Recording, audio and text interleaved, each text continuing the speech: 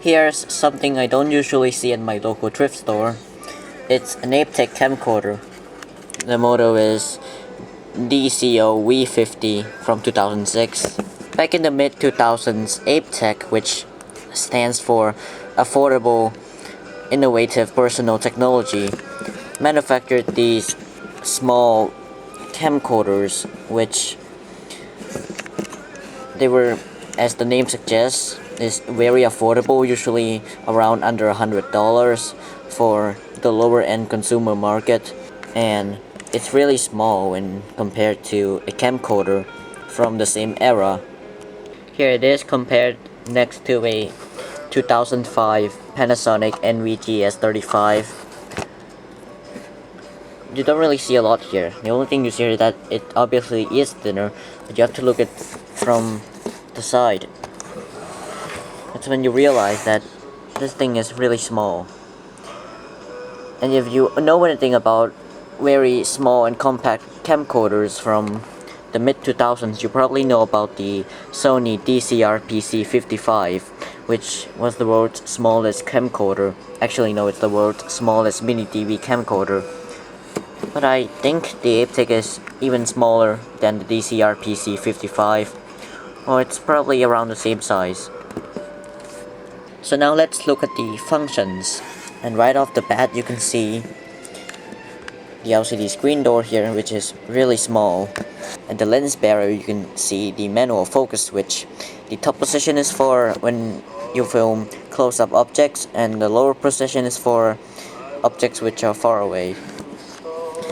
We have the lens itself, and that it's actually really small. I think it's just one of those pinhole camera lens. You can see it down there. I don't think it's down there. It's just really tiny. And it has 4x smart zoom, which in reality is just a nice word for 4x digital zoom. And the light here for filming stuff in low light. I don't think this works really well though. It's really small. And the function stickers can play MP3 files if you copy it onto the SD card. Picture frame, stabilizer.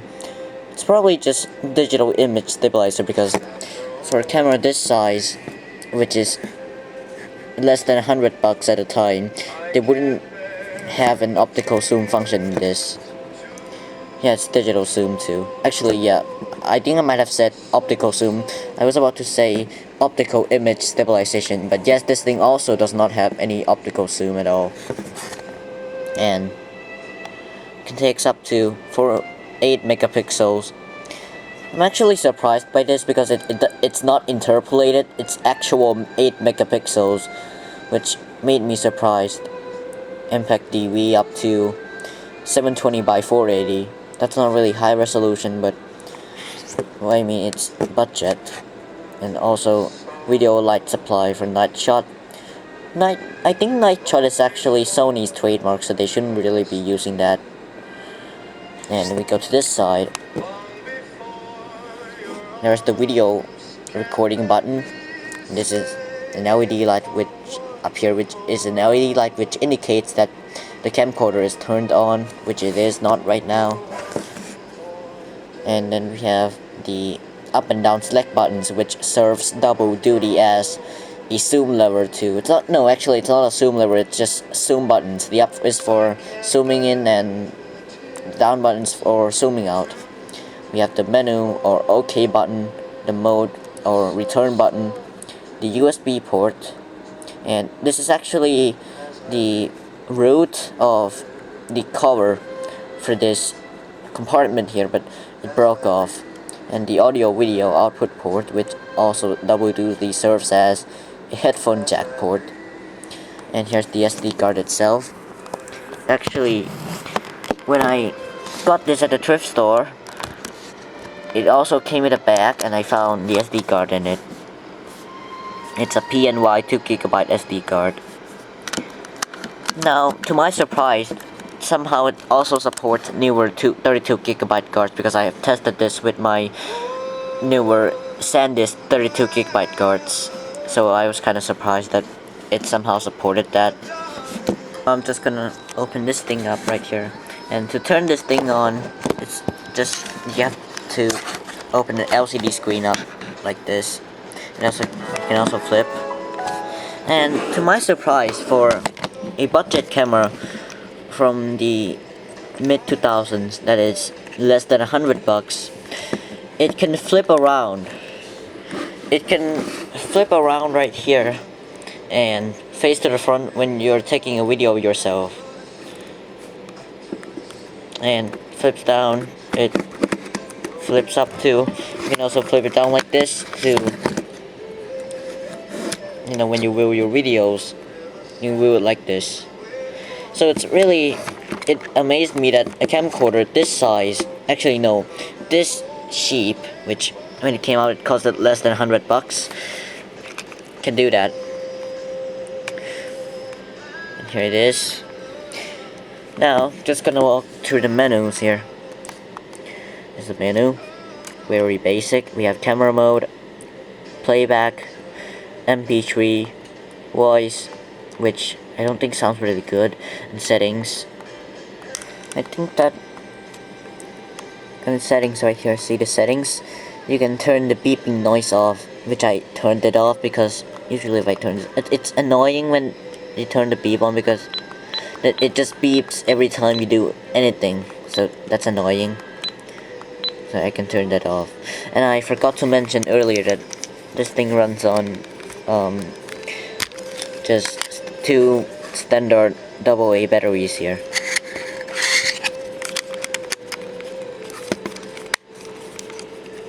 Anyways, back to settings. We have flicker for the hertz, normally set to 60 hertz, and you can even set the TV out from NTSC to PAL or vice versa. And yeah, every time you set something new, it just goes to the top as for the most recent thing you have set in the settings menu. Now, the LCD screen brightness, you can also reduce it or make it brighter. Actually, I would just make it less bright because that will probably conserve the battery, and it's not really that dark in here. The volume, format, which deletes everything on the SD card, auto off, language, USB mode, start movie. I don't know what start movie is.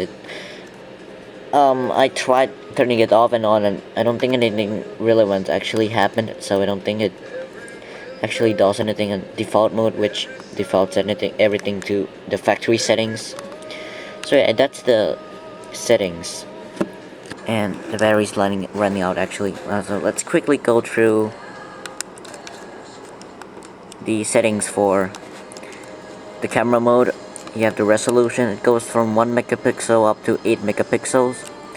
Self timer, which when you want to make a selfie, you just set the time up. Flash 2-in-1. I don't know what this is. I tried setting it up, but nothing relevant actually happened. Histogram, which shows the data. Video resolution, there's QVGA, VGA, and D1. D1 is the best option here, but it isn't really that good. An image stabilizer, which is turned on. Even effects too, black and white and classic, but I'll just set it to normal. And video light, which, yeah, I set it on here. You can see the light there. But you can also manually toggle the light by using this switch right here. Yeah, there we go. And that's pretty much the video settings.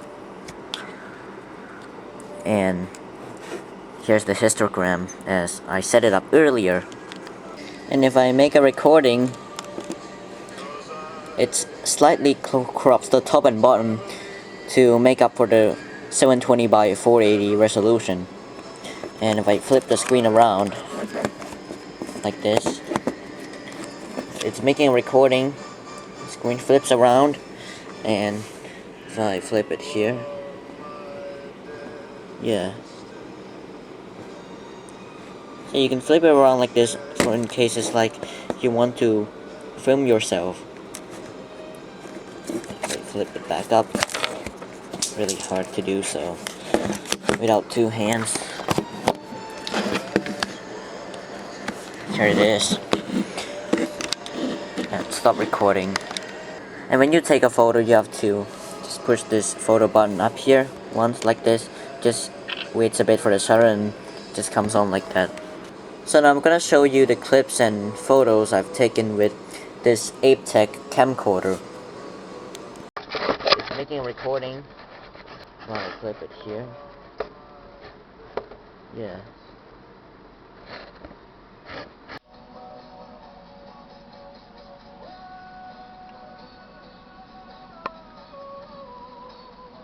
This is some close-up shot test with my... This is technically a stereo system. Some close-up shot tests. Yeah, the messy cables behind too.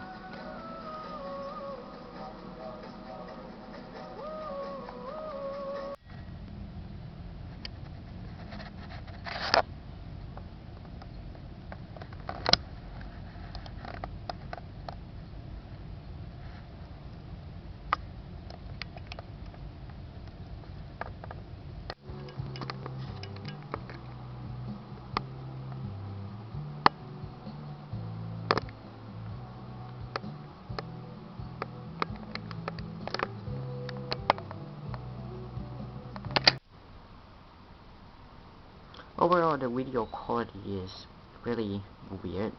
I would say it's bad, but well, it's a budget camera, so what would you expect? Also the digital zoom, but still, it's a budget camera. Also the same, it can't really be said for photos, because this thing actually takes good photos here. But yeah, the video quality is bad. It's more of a toy camera, and the audio quality is also bad. It sounds like one of those toy cameras. But anyway. So yeah, now that I have talked about this camera and the video quality, which is bad too, now it's time to show off the photos, which look significantly better than the video.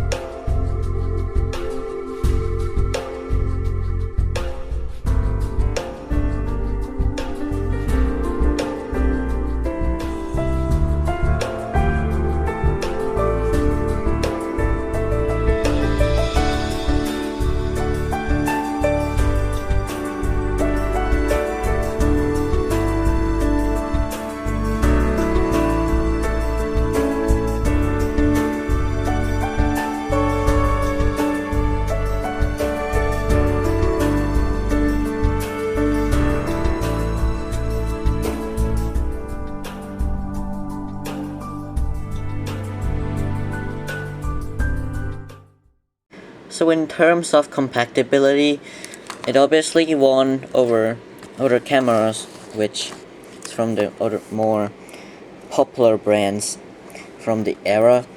But for the video quality, it's not really that much of a good. It sounds like a toy camera, and at best performs like a toy camera. But for the photo quality, it's really great. So yeah, maybe I might just actually use this on my trips for a backup digital camera, because the photo quality is really great for a camera this size and this cheap. Again, it's only about under $100 when compared to these brand named camcorders, which costed somewhere between $500 and $1,000 or more at the time.